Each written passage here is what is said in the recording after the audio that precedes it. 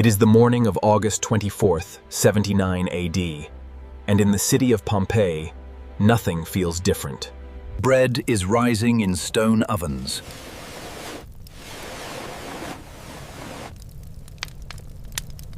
A child laughs somewhere down a narrow alley.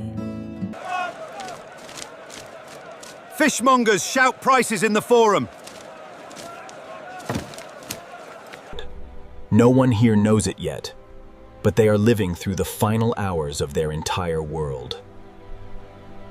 Above them, quiet and patient, a mountain is about to wake up.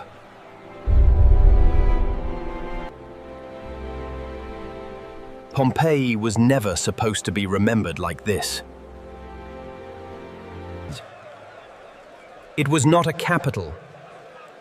It was not the seat of an emperor.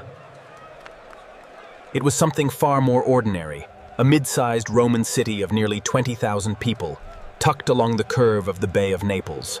Things the Kaito meeting. It had public baths, warmed by underground furnaces. It had wine bars on nearly every corner.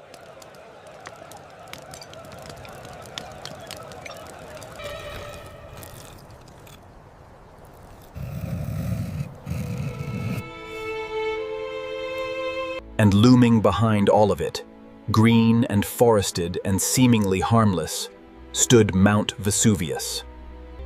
For 1,700 years, it had given no real warning that it was anything but a mountain. Walk through Pompeii on an average day, and the first thing that hits you is the noise. Vendors calling out over baskets of olives and fresh fish hauled up from the bay that morning. Cartwheels grinding over stone streets, worn smooth by generations of traffic. The clang of a blacksmith's hammer drifting out from a side street, mixing with laughter spilling out of a tavern where dice are already rolling before midday. Pompeii was a city built for the senses, bathhouses thick with steam and the scent of oil and perfume, bakeries pulling out round loaves. Wealthy families lived in sprawling villas with painted gardens and mosaic floors depicting gods and hunting scenes. It was not a perfect world. It was a real one.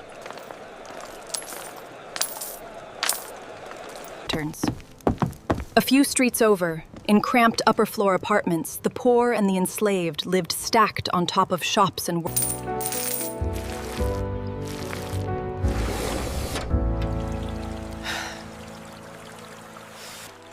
They had no reason to fear the mountain. It had been silent their entire lives. wells around the city ran strangely low.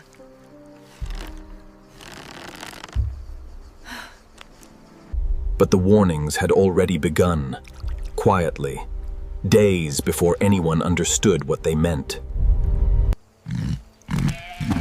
Farm animals grew restless for reasons no one could explain.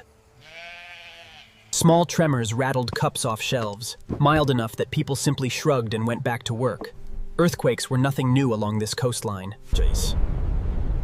A column of ash, pumice, and superheated gas shot more than 20 miles into the sky.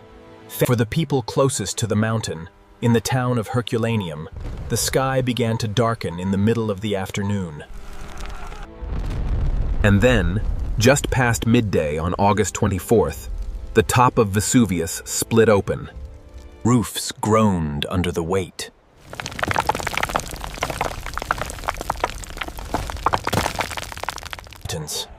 In Pompeii, slightly farther away, there may have still been a strange, false sense of safety, until the families gathered whatever they could carry, coins, jewelry, a sleeping child meaned, and made the decision that would...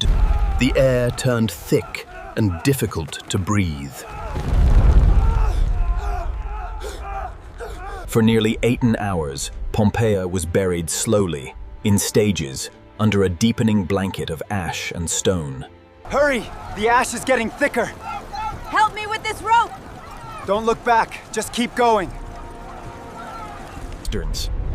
The column holding up that towering plume of ash collapsed under its own weight, and Vesuvius unleashed what scientists now...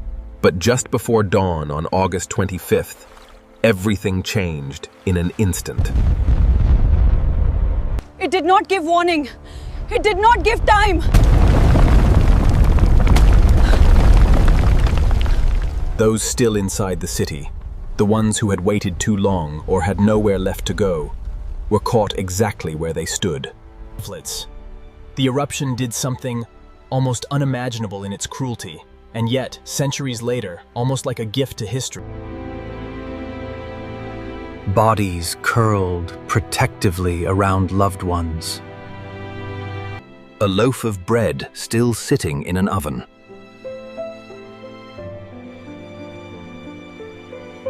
It was sealed shut in a single morning, mid-breath, mid-sentence, mid-life.